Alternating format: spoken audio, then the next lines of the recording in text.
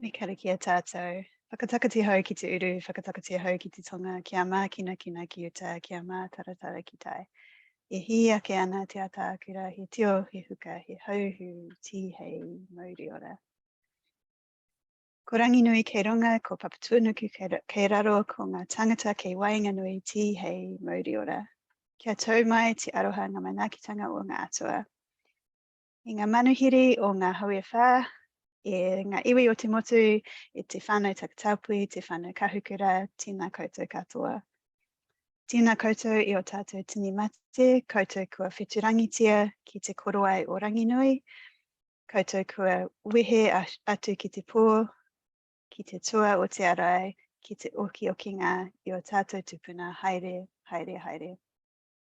Apiti hono o tātai hono, te honga mate ki te honga mate, apiti hono o tātai hono, te honga ora ki te honga ora.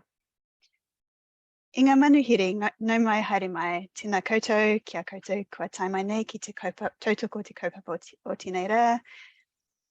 I tika ana te kōrero i o tātou tupuna, nā tōrauro, nā takurauro, ka ora ai te iwi. Nō reira, tēnā koutou, tēnā koutou, tēnā koutou katoa. No he mihi mai o hake a koutou, I'm Moira Clunie, he uri tēnei no te raroa, no Kotirana, Ingarani, Airani, Hoki. I live in and I'm speaking from Tamaki Makaurau, and I'm project lead for Te Ngako Kahukura, and really happy to welcome you all here today. The whakatauki that I shared speaks to the idea that with what you all bring today and what we're about to share, what we're offering, when we bring all of these things together, the health of the people will be realised. This is a kaupapa that needs everyone. So I hope to be able to share some of my thoughts with you today, hopefully something useful, but also to help you think about your responsibility and your place in this, what you can do. So thank you all for being here. I'll pass over to my colleague, Joey, to talk a bit more about our mahi. Kia ora. Kia ora, Moira. That was a beautiful opening and really appropriate when this topic is so major, right? It's really something we want to hold gently with ourselves and bring our people with us. So thank you. Kia ora, I'm Joey. We're going to do some individual intros later on, and I'm going to just do an organizational intro as people kind of land in the space. We have found, there's often a few people who jump in the first 5 minutes. So we will really kick off the individual intros in a minute. Want to acknowledge we have Tommy Hamilton here with us and also Jono in the chat, but I will let you speak in a minute. Okay, so it's really great to have people here with us for today's webinar. We are an organisation that's a national initiative. Te Ngako Kahukura has a vision of an Aotearoa where rainbow people grow up feeling safe, valued, like they belong in the places where they live, learn and access healthcare and social support. That's a pretty massive vision. And obviously we wouldn't be getting there just by ourselves. We're working with a lot of other amazing organizations, trans, takatapui, intersex, rainbow organizations. We're doing systems change with that kind of collective struggle. And our name, Te Ngako Kahukura, reflects our role as a heart. So we're strengthening and nourishing the system of support around rainbow people in Aotearoa. We really see ourselves as part of an ecosystem. We're not the answer for everything, but we are part of an amazing rainbow sector and really acknowledge the expertise that so many other organizations and people bring into this space as well. Thank you for being here with us for this conversation. I think I wanted to highlight Te Ngako Kahukura's values as part of this conversation, because I think that the kaupapa of suicide prevention and rainbow suicide prevention in particular requires some really strong and robust holding for all of us. So I just want to offer into the space some thoughts that we've had lately as a team about how we do this work. We've talked about high standards being really important. Often that's holding other organizations and other agencies, perhaps the government, to a high standard and saying, okay, cool, it's nice that you've mentioned rainbow communities perhaps, but what does that mean in terms of resourcing and action? Or if you haven't mentioned rainbow communities or rainbow populations, how can we work with you to put us in there at that strategic level, having some higher standards and not just saying, oh yeah, anything, just crumbs, you know, we'll accept it. We are really focused on healing and centering healing as part of justice. That's an important part of this work. We value lived expertise. Obviously, that's something we're a rainbow-led organisation doing rainbow work, and we all come from different perspectives and bring those perspectives together. We try and work in solidarity. We try and uplift marginalised perspectives. We know that we don't have all of the answers, and we try and bring other people into the conversation as much as possible, or make connections between different pieces of a system that need to be more connected. We are working relationally and reciprocally. That's certainly our goal. Te Ngako Kahukura is by, for, and with rainbow communities. And we all share a long-term commitment to the kaupapa. And that's really evident with topics like this. Moira has been long-term committed to the kaupapa of rainbow suicide prevention. And we are appreciative of the work that has made some progress, even if it's not as much progress as we would like. And we're here to be part of a conversation about how do we keep moving this forward? How do we keep progressing this work?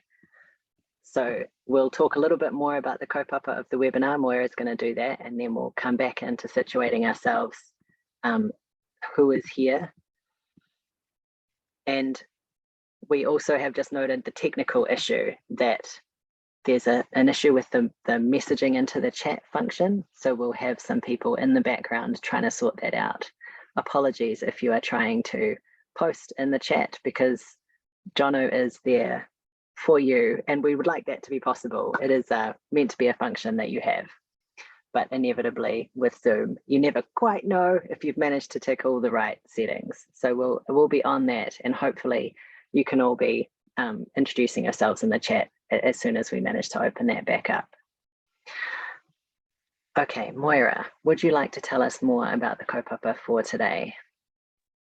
Kia ora. Thank you, Joey. Yeah, I guess in terms of talking about rainbow suicide prevention, I guess we'll be talking about this as a bit of a theoretical or slightly academic topic, but wanted to acknowledge that it affects everyone in different ways, and particularly affects rainbow people and those who know and love us, those who are kind of part of our whānau, because suicide is something that disproportionately affects rainbow communities. And I guess wanted to acknowledge up front the heaviness of this topic, particularly if you're sort of thinking of particular people or stories, or bringing those people with you. When we think about this work, we think about rainbow suicide prevention as being not just about supporting individual people when they're going through struggles. Of course, that's a really important part of it. But it's also about really the whole kind of range of work that we need to do to reduce distress, reduce discrimination, make the world a bit easier, make rainbow lives easier and safer to live, make our communities and whānau more inclusive. So lots of different types of work contribute to this. Lots of the things that you all are doing in your day-to-day mahi contribute to this. And as part of the work that I've done, I did a master's thesis, which was finished last year, about how rainbow communities are leading this work in Aotearoa and what would be needed to strengthen and support their mahi. So that's kind of what I'll be sharing. I'll have a bit of a presentation for you about the thesis research, and then we'll have some space for conversation and questions. But yeah, acknowledging, I guess, the conversation today will be a little bit zoomed out from that individual perspective. So we'll be thinking about suicide as a population health issue, and thinking about suicide prevention as something that we're all part of. If you yourself are carrying kind of more immediate worries about yourself or another person, really want to encourage you to reach out to someone who can give you more individual attention and advice. So there's some links and numbers on our website, and I think Jono will put those in the chat as well. But that's a little bit about what I had to share. Can I pass back to you, Joey? Kia you can indeed. I think we do have some background work going on about the chat function, but I haven't managed to fix it myself. I think the Q&A function will still work if people are wanting to post questions at some stage, but apologies for us not having that chat functionality right now. So, introducing ourselves. Kia ora, I'm Joey. My pronouns are they, them. I am the education lead at Te Ngākau Kahukura. I am zooming you from Tamaki Makaurau out west, Te Hinga, on the whenua of Te Kawerau Amaki. This is where I grew up. I'm a Pākehā person, and my whakapapa is mostly to Scotland on my dad's side, the Macdonalds of Glencoe, and on my mum's side, mostly England, Essex particularly. I've been working in, I guess, what could be called rainbow suicide prevention. I mean, this is part of the framing of that means lots of different kinds of work in this context for a while, for years, and not thinking of it as being that work, but actually a lot of it is. Areas of focus for me have been things like trans and non-binary people's health and access to gender affirming care, things to do with informed consent in that process, an informed consent model of care, and solidarity between trans and intersex people in relation to that too. So I'm grateful to be here with all of you. Tommy, I'm inviting you to share however you would like to introduce yourself to our audience today. Kia ora, Joey. Kia ora, Moira, Jono. Sending out some good energy to the chat pics. I know that function is really important. We all love to chat to each other in these Zooms. So I just, kia ora, I'm Tommy Hamilton. I'm based in today I'm in the kaupapa in Pahi in my home office. And I work, I'm a narrative therapist currently, but I've come to this mahi over many years, and I just want to do a shout out to a few colleagues out there on the list. Hope you all are well. And I guess today I work as a therapist or a counsellor through Outline and others, other private work, working in community, helping people with being community workers, helping people be in communities, set up NGOs, work through things, find lots of problems that are really interesting in the world that kind of sit alongside the kaupapa we're talking about today. So, my main role today, I think, is having been in an honourable position of having the opportunity to meet with Moira and be involved in their research, but also to have worked with Moira over many years. So I'm also here to awhi that work and the work that everyone does in this sector across many sectors. So it's really multi-layered, my relationship to this topic, as well as having, lived experience and across suicide ideation attempts and bereavement. So, but there's so much work that's been done. I guess I'm just, when you open, Joey, and talking about holding space, just really sat with that and thought, wow, it's a big space, and just to put a shout out to all those people that are there with us, that are holding that space continuously, and that is, sometimes you don't realise how much is involved, and it was, so that's a real, today's a real opportunity to consider that. So I'm looking forward to that conversation. So thank you for inviting me to join you in the kōrero with everyone else. It's so nice to have you here with us, Tommy. It's really important to us at Te Ngākau Kahukura that we are part of conversations rather than a kind of one-way information sharing. And that's certainly part of this kaupapa. Like, we're not saying this is the thing and this is the answer and doing it a one-way kind of presentation. And your work has been really crucial for a long time in this space. And we have really liked the idea that we're all coming from slightly different discipline disciplinary backgrounds or work experiences, but all contributing to this overall goal. That's a crucial part of it. I believe the tech issues have been resolved and that you can now post into the chat, and that is where our delightful colleague Jono is, I think. So I'm hoping that that will work out. Feel free at any point to test my optimism about it and post a little kia ora into there, or certainly if you have questions, practical considerations for this webinar. I wanted to say that, as Moira has mentioned, we're not so much focused on the immediate interpersonal aspects of suicide prevention. This is a bigger picture, systemic kind of conversation.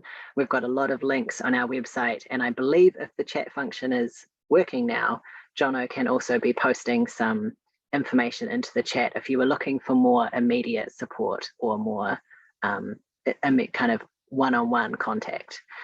If you want to post questions into the chat for this, we are going to be collecting them as we go along. There's no wrong time to ask a question or post a comment in there. If you'd like to use the Q&A function, I believe that there's an option for that to be anonymous. So if you're wanting to ask a question but feeling very shy, you could potentially be using the Q&A to anonymize yourself, and we will get that question. Also means other participants won't see your question unless we answer it, and then it pops up as answered. So that's some context for you. We're hoping that this will be a useful conversation for people working in this large interconnected series of sectors. We're not sharing specific people's stories. We're talking on that kind of bigger level. Yeah, that's my practical considerations. Tommy, Moira, anything else you wanted to mention at this point? We are recording the webinar. You've probably noticed that already. You can access this recording later if you'd like to, and it will be publicly available. Moira is about to do a little presentation with some slides, and you will also get those slides after this. There's a lot of, oh, I see. We're still working on getting some chat action happening, but the Q&A function is working just fine. So if you have questions while Moira is doing this presentation, just pop them into that Q&A function for us. Shall I hand over to you, Moira? Sure. Yeah, thanks for that. And I hope we can get the chat going, but absolutely do feel free to pop questions in the Q&A if you have any questions about my research or anything that you want us to try and get to following on from the presentation. Yeah, I guess so. My work, as I was saying, over the last decade or so has had some focus around rainbow suicide prevention. And when I use rainbow, I'm using that as an umbrella term to talk about people whose sexuality or gender or their innate sex characteristics don't quite fit into majority social norms. I might use other words like LGBTI plus, or sex, sexuality, gender minorities, or queer, trans and intersex. Those sort of terms are all gesturing in the same sort of direction. I guess I used rainbow in my research, and I often do in my work. We often do at Te Ngako Kahukura, because it acknowledges diversity and because it makes space for Indigenous understandings, ways of understanding and identities. Also makes space for people whose identities aren't fixed or named, or who aren't out to themselves or others, which can be particularly relevant when we're talking about mental health and suicide prevention and people who might be going through a more difficult time. Rainbow people, I guess, also wanted to say live in every community, in every whānau, in every culture, and across every demographic. So we're kind of not thinking about this as a separate group of people, but we're a group of people that exists across every community. I've had a focus on rainbow suicide prevention over the last 10 or 11 years or so. And these are some of the kind of projects and roles and organizations that I've worked with, which I sort of share, not to boast about my credentials. I'm very proud of all this work that I've been able to be involved in, but really to kind of locate and situate myself in this work. And also, I guess, to make the point that the rainbow support sector and people working in this space, it's a reasonably small sector, it's reasonably interconnected. This kind of phenomenon of people wearing multiple hats is really common, actually. And I guess this practice that I'm engaging in right now of explaining our sector's issues and dynamics to people who maybe might sit slightly outside of it is part of what led to this current research. So when I took a job a bit more than 10 years ago, leading a national suicide prevention service, I was working at the Mental Health Foundation for a few years. Part of what really drew me to that work was my understanding of rainbow suicide prevention. Community discussions about suicide risk and recovery were common. Projects like the It Gets Better campaign in the States were up and running. We're raising awareness around prevention and some of the issues that communities faced. In terms of cultural representation, suicide was almost like a Hollywood trope, a bit of a stereotype of being part of the rainbow experience. It was really kind of a present conversation in community. So I was really surprised to find, I guess, so many gaps between that community knowledge and the official kind of national work that was going on around suicide prevention and the mental health sector. Rainbow populations were, I guess, often completely missing from key policy papers, from conferences, from research, from media discourse, unless particular individual advocates spoke up, or sometimes there was an acknowledgement of the gap, like with the Human Rights Commission's trans inquiry, more recently with the mental health and addiction inquiry that happened, but not necessarily then any commitment to particularly do anything about it, or to fund or resource any work in that space. So my research really aimed to kind of write into that gap, to create a bridge between community advocates, community workers, that type of expertise, and public health decision makers who have responsibility for this work. My thesis wrote about how rainbow communities are leading this work in Aotearoa and kind of how we see the issue. And there were as I was sort of looking at the formal research around this, there was lots of gaps. So we know a lot about rainbow suicide. We know rainbow New Zealanders, as with similar populations in similar countries, experience significantly higher lifetime risk for suicidal behaviour. These are some examples of some of the local research that's happening, that has happened. And, you know, just one example is the Youth 2000 series that's looked at secondary school student health and wellbeing over a number of years, which has kind of consistently found that about 1 in 5 sexual and gender minority students report attempting suicide within the last 12 months before the survey. So they've repeated the survey, I think, 4 times now, and that result's been pretty consistent, and it's quite significantly higher than their peers. It's sort of like 4 or 5 times higher than non-rainbow students. So that gap is known about. We also know that these higher rates of distress are not because of our identities. It's not because there's anything harmful or pathological or wrong about being queer, trans, intersex, whakatapui, etc., but because of the discrimination and social exclusion that we face. And one of the assignments I did at uni was sort of looking at some of the summarising some of the risk and protective factors for rainbow people. So it's you know, what kind of puts us more at risk might be individual things like a sense of kind of shame, a sense of internalized stigma. It might be families or whānau rejecting people, or people facing physical, sexual violence, bullying within friend groups, through to kind of schools and workplaces that might be exclusionary or discriminatory, through to kind of political factors like laws that don't protect us adequately, or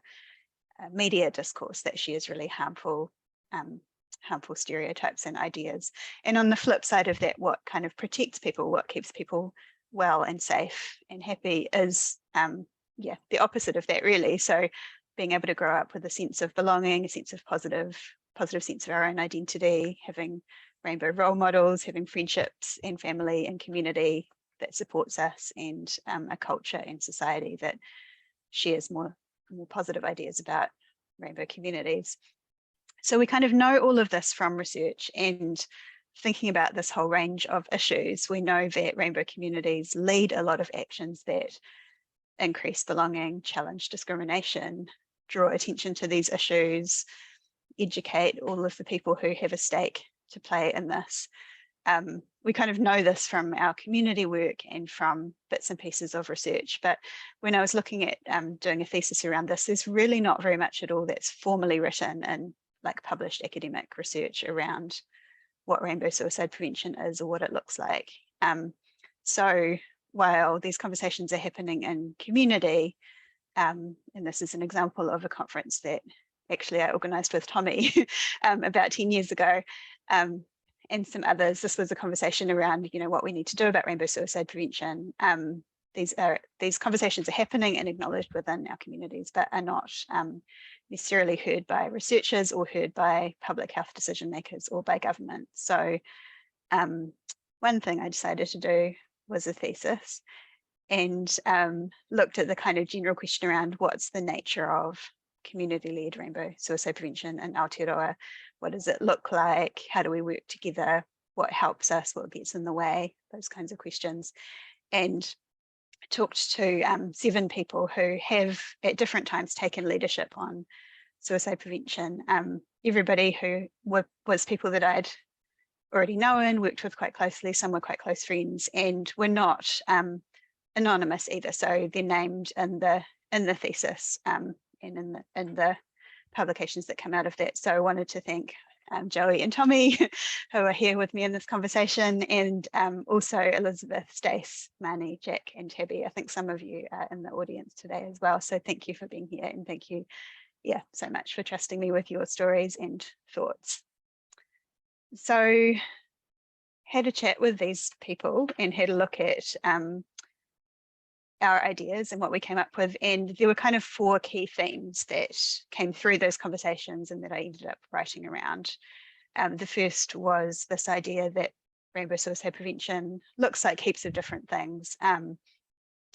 Everyone understood suicide prevention as being, broader than just supporting individual rainbow people to stay alive when they're experiencing suicidal thoughts and feelings, but people talked about the range of things that we need to do to reduce distress and discrimination, to make rainbow lives easier to live, and the links between this and other rainbow justice and wellbeing issues, other kaupapa that we work on. So, for example, work to reduce school bullying could be seen as suicide prevention. There's some good evidence that kind of links those 2 things together, but equally you could see that same work as being a human rights issue, or as being about improving educational attainment, or about keeping people in school. Like there's lots of, the work often contributes to lots of different outcomes.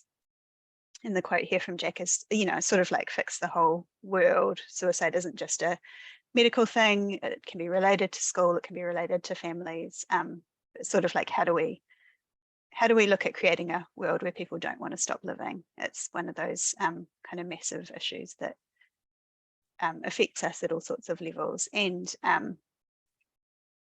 this is sort of a summary that I put together from the conversations that is an ecological model that I'm anticipating will be easier to share with public health decision makers. But I guess, again, in describing the actual work, it could be organised into levels from supporting individuals through to that interpersonal work with whānau and friends, through to the kind of work of strengthening our community. So there are good places for people to access a sense of positive identity and peer support, through to having safer communities and institutions and services, and improving the social and political environment that people are growing up in. And as well as those levels, the work also goes across kind of a suicide prevention continuum from prevention. So how do we stop people from or reduce the levels of distress that people might feel, through to intervention? How do we intervene and support people if they are going through a really hard time, as well as post-vention, the idea of how do we support whānau and communities if there has been a suicide death. So really across all of those levels and across the span of activities, found that communities are leading work in those spaces. This diagram isn't comprehensive, but this just describes, some of the examples of the sorts of things people had been involved in over the last few years. So I won't go into the detail about that, but we can talk through examples later if that's helpful. The second theme area spoke to people's motivations for engaging in this work. So people talked about being personally motivated by either their own lived experience or supporting their communities and friends, sometimes encountering their own suicide loss, suicidality, supporting other people. The work was often developed and led really from community need in the absence of recognition from decision makers. So rather than being kind of mandated and supported by government or by a national strategy, people talked about being motivated and driven by community priorities. People had a strong sense that the work was really necessary, and that it would only happen if it was driven by communities. You know, it wouldn't necessarily happen otherwise, which really matches my own observations when I think about what progress has been made over the last decade. It really has been through the drive and motivation of key rainbow people who've been in the right place at the right time, or who've really been strong in terms of driving progress and change, and have worked together in an informal, coordinated way rather than through a national strategy. So that's kind of what's motivating us all to be involved. And then the third theme sort of looked at barriers to effective practice. So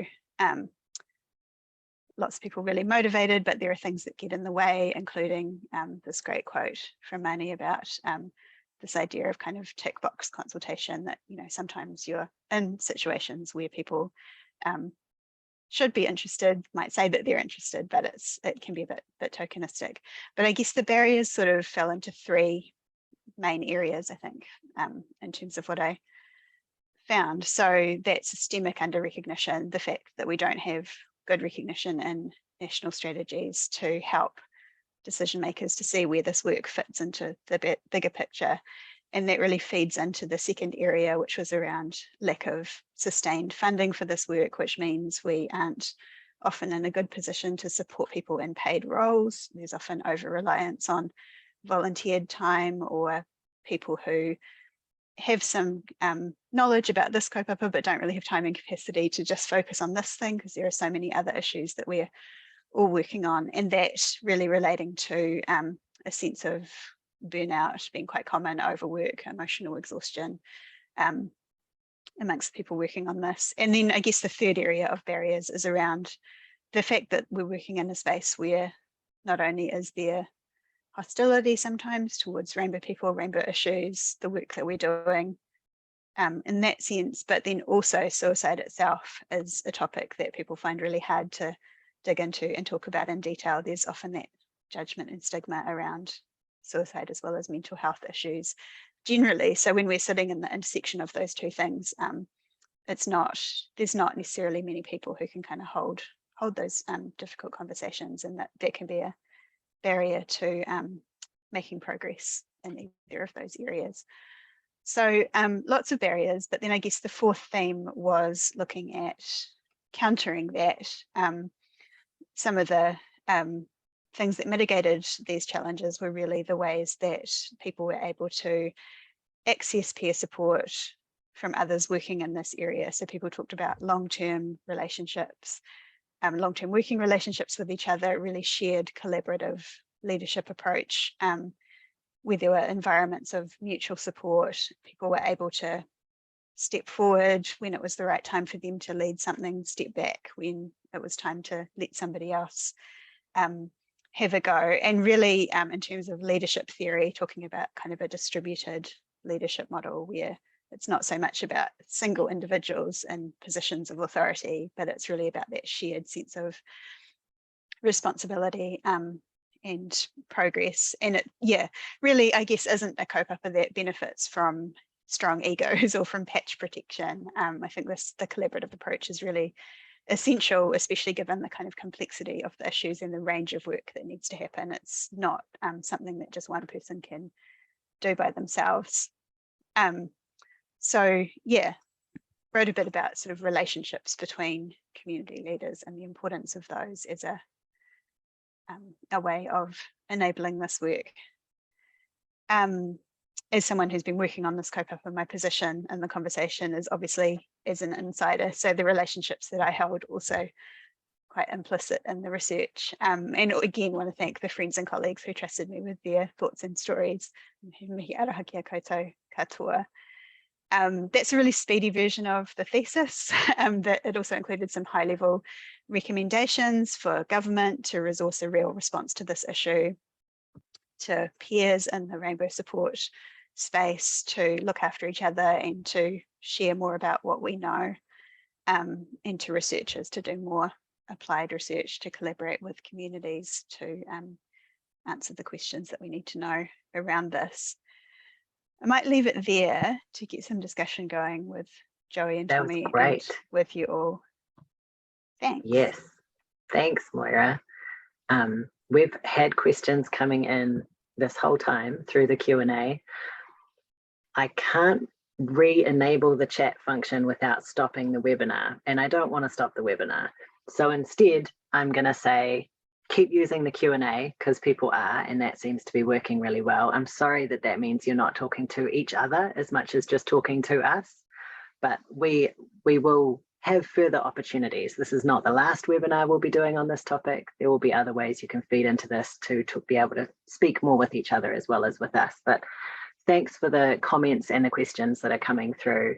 And yeah, please keep using that Q&A. I think we can post messages out to you in the chat. You just can't respond. So Jono does have some links and whatnot that will come through to you. And sorry if that feels like a one-way stream of information in the chat box, but useful. I think we are going to put our website link in the chat because there's a list of rainbow community organizations that someone was asking about how they could get involved, how they could support this, and what community organizations exist that they could connect with. And on our website, we've got a list of places that you could look into more. So there's that. And somebody's also been asking about whānau support, and it just so happens that we have some workshops coming up for whānau of rainbow young people. And next week, a webinar about how to support parents and whānau of intersex young people in particular. So we've got a few different pieces of information and links that we will pop in there for you as we go along, but we're also just going to have a chat and invite Tommy to really be part of this conversation as well. I think since I've just had a big chat there, Tommy, I might let you make a comment or ask a question. As much as you would like. Okay. The things I've been considering in context to having an opportunity to chat are mostly around the last part of the work the recommendations you had, Moira, where you're talking about that relational collaborative approach. And you know, what I've been considering is, you know, I sometimes it's like, how do we embed that into the way we understand our work is happening? And I think we heard that a little bit even in our introductions, you know, how we accidentally find ourselves doing prevention. And then I guess coming from a position of being a community worker, I think, you know, I also looked at a couple of your references in that paper, and your thesis covers, you know, there was one that had a range of years, and I was looking at the references thinking, oh yeah, I remember that. Oh yeah, I remember that. Oh yeah, I remember that. So that the years were 2009 to now, and you know, 2009 is when I started working at Rainbow Youth, which only felt like yesterday. You know, it's sort of like such a short time frame. You know, what are your thoughts about embedding practice around collaboration, and how can we do that in a way that is sustainable? Because, you know, and I'm always thinking about that, how we're passing on the knowledge, not just, so we're not thinking just now. You know, I think of Kitty's work and Elizabeth's work around, you know, Te Ao Māori practices, and they're thinking like, yeah, we have that reflective process, but how do we push it forward and make it sort of weave it? Is there any insight you have around the weaving that knowledge and how we're doing that? Yeah, that's a really interesting question. I think as I was putting together our list of resources and thinking back over the last decade, I think that there is something that naturally happens a bit more in community than it does in the spaces that we're working with. I think some of the difficulty we can sometimes encounter, I think we talked about this in your interview actually, was how, and at a government level, there's people who work on this kaupapa and who have responsibility around suicide prevention, but often they're not people who necessarily are long-term connected to the particular topic. They might be a policy analyst and they do suicide prevention for a couple of years, 3 years, 4 years, and then they move on to workplace health and safety or some completely other topic in a different part of Wellington, and just kind of move between buildings. And I think for us, because we are because the people I was talking to as well were motivated by really community need and what they could see being needed by their friends and by their communities. Even if we're switching roles, we're kind of sticking with the kaupapa and kind of remembering what's gone before. And as I was putting together the resources for this webinar, I was looking back to try and find a research report that was done back in 2012, and it wasn't on anybody's websites anymore. Because the people in those organizations aren't necessarily holding the thread. And so I think sometimes in community we do end up kind of holding that thread because there aren't people in named roles who stay in jobs who have kind of paid responsibility for it.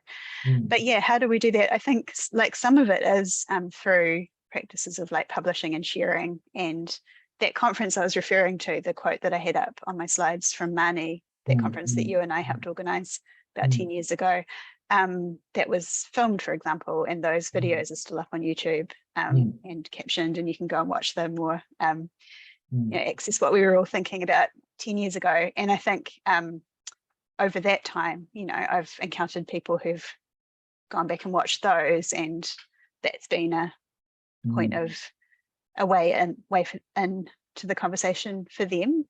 And so I think part of it is sharing what we know, making zines, making websites, filming things. We're filming this webinar, so we'll have this available online as well, and kind of building on what's gone before and keeping that memory going. But how we encourage government and how we encourage the mental health sector to keep institutional knowledge is a trickier question for me. I don't know. Because I think it's something I find constantly in the sense of having touch points. So as being a person who could prevent something, and I might not be a counsellor, I might be just somebody who's in a whānau. It's knowing the responsiveness to that touch point or that point of reference, that something will help. And I think that's something I find as a person working in my own sectors, plural, difficult when I'm working alongside someone. And sometimes the touch points can be different if it's, depending on the person's relationship to their whānau or their relationship to their chosen family or whānau. And often we do find ourselves in situations where someone just doesn't have housing. They just don't have really basic protective factors. And those touch points become emergency risk settings. And I don't know if that's always the best approach because we get, so I find it really hard with that sustaining ourselves in our work practice. I think that's really important. So kind of that's one of the reasons I raised that question, knowing, many colleagues here joining me today, we've been working in this field or this area for over 10 years, and we do see change. I don't think that's, things are changing, but where's that information still needs to have clarity or an access point that can be a multiple, like offer possibility and choice for people who are helping other people, as well as people who are experiencing distress. So I think that's a really important point to make in your thesis, Moira, so thank you. Thanks. Can I bring up a couple other questions that have come through? We have one about, and I think this is in relation to your thesis, Moira, but not that we have to answer it specifically, only in relation to that. Anything that came out about the impact of self-stigma and self-judgment amongst all the other challenges? I'm thinking of that ecological model you were showing us. Do you have a sense of that? Like, is that, my intuition is, yeah, the self-stigma and self-judgment sits at the center of where we are individually. We're doing that to ourselves, and then there's also all these other layers out. Is that how you would position it?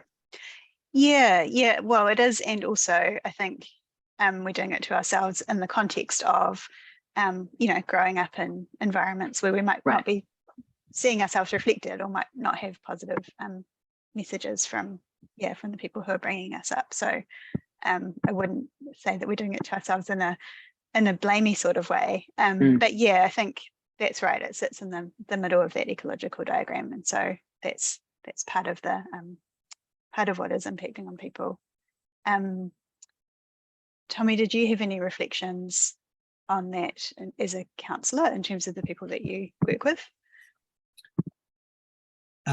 Yes, probably too many, but to summarize, I think that's an example of how we understand the concepts, theoretical concepts of minority stress.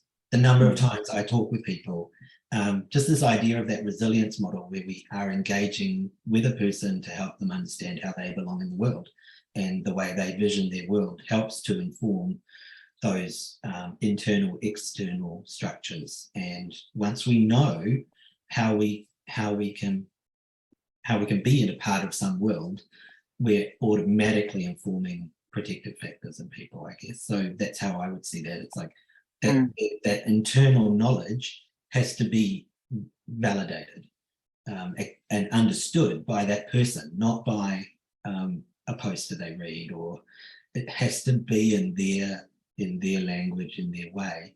Then that gets shared with others, and I guess that's an extension of what I was talking more about, sort of sustaining the work, but that's also sustaining the people in our experience of that stigma and discrimination. But so often I talk with people and they don't understand how those stresses, those external stresses, are informing those internal stresses of trauma. And once that happens, like, it's just, and they can see that, I think that is a really amazing point of reference for a person to move forward and a problem or communicate a need.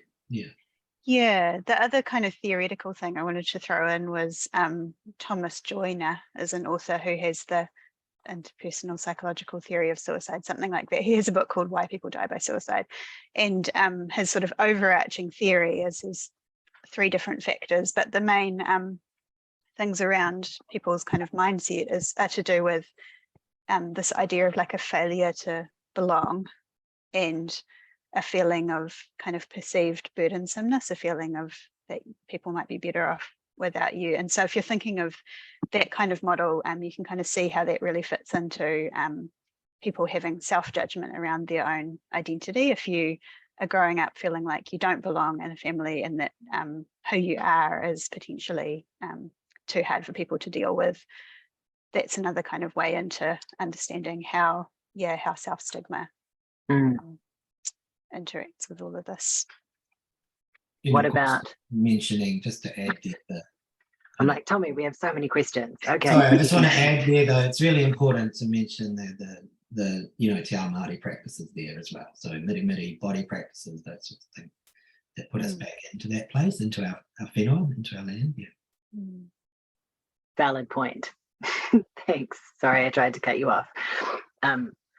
Thinking about age cohorts and risks for older rainbow people, older people being isolated, potentially losing family connections.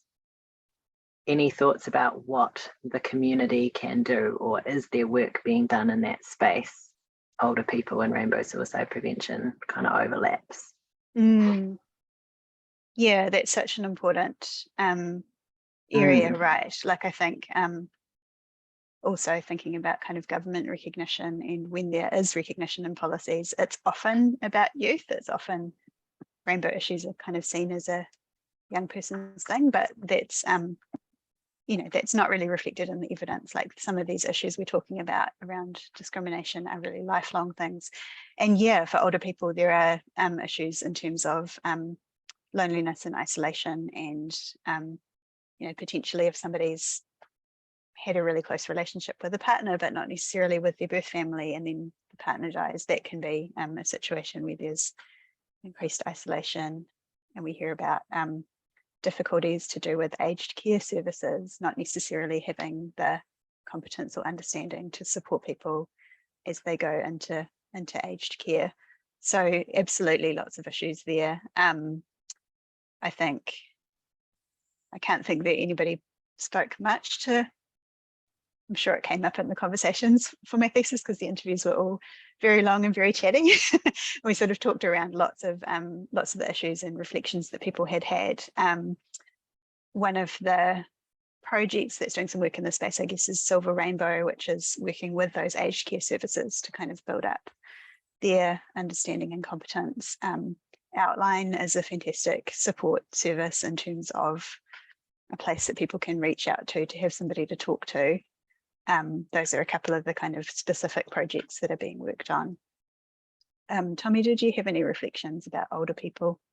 Yeah, definitely. I think our organisations, on a kind of in the sense of how we look at our communities, I think most of our organisations have a lifespan approach in a sense. So I think, shout out to Intersex Aotearoa, a lot of that work is across a lifespan because it happens at many different points. I don't think that is very well acknowledged within the concepts of rainbow in government agency level ever. It's invisibilized, in fact, and even Silver Rainbow is a sort of a training package. We don't have the same equivalent aged care work that you would have in Australia, for example. So where there's densely funded research and insight into the experiences for rainbow people aging. And I know Marnie was working and may still be working across the suicide bereavement and other suicide sort of community panel and groups and committees and things, offering that insight as an older person. And that needs to deeply increase across our policy areas, and I'm not involved in any of that at the moment, so I can't speak openly to saying I know it's there, but I still think it's a huge gap. At Outline, we definitely are working with our older people in the community.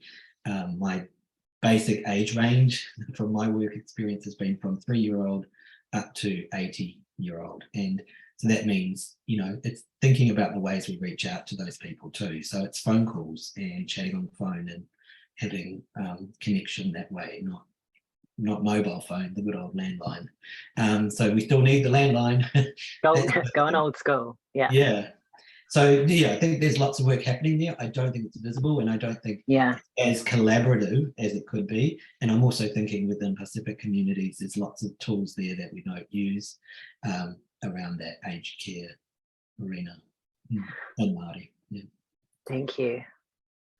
I want to acknowledge that we have so many great comments coming through, people describing the work that they're doing, which we deeply appreciate, and also gives us a chance to see if there's anyone who we might want to make contact with after this webinar. So if we haven't responded to your comment in any fulsome detail here, it's not because we are not going to, but we've also got a lot of just praise and compliments for Moira and their work, and for all of us for doing this webinar, which is always, something that builds you up and makes you be able to keep going, because this is hard stuff for lots of different reasons that we are discussing.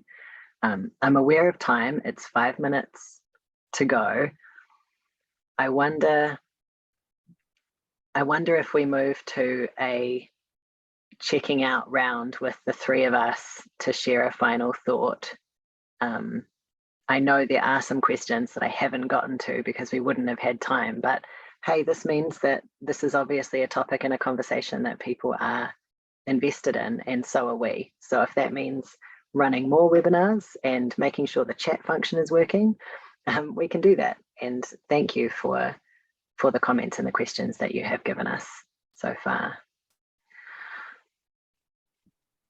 Does it seem like the right time to you, Moira, to shift to final thoughts?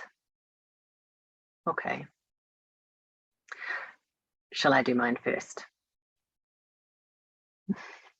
And then we'll put up some slides that have some more resources, because I know that I've responded to some questions with some links and stuff, and we also have a page on our website that's got a huge amount of information now to send you off in the right direction in relation to suicide prevention and rainbow community work that's happening.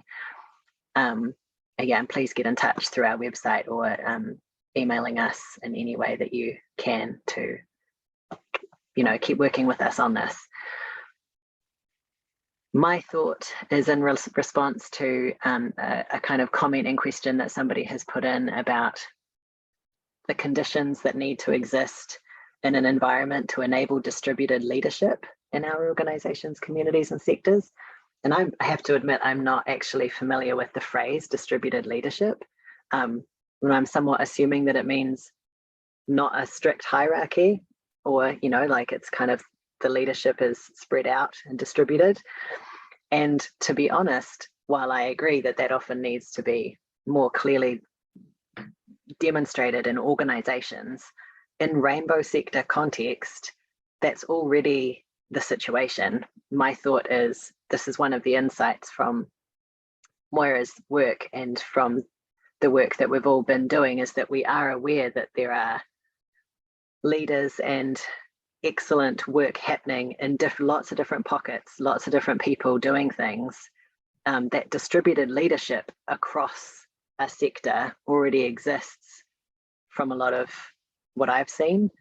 And it's more like we need the mechanisms to exist to talk to the decision makers, or often that's at a government level, at a strategy and policy level, right? To like feed in the knowledge from this network of distributed leaders to go somewhere. That's the piece that I think we're missing. So thanks for helping me learn that phrase, the person who posted that. Tommy, do you want to go next for your final thought, and then I'll let Moira be the final? Yeah. I in meeting today, or having this corridor with you all, I was reminded of the first time I ever realised I was doing suicide prevention.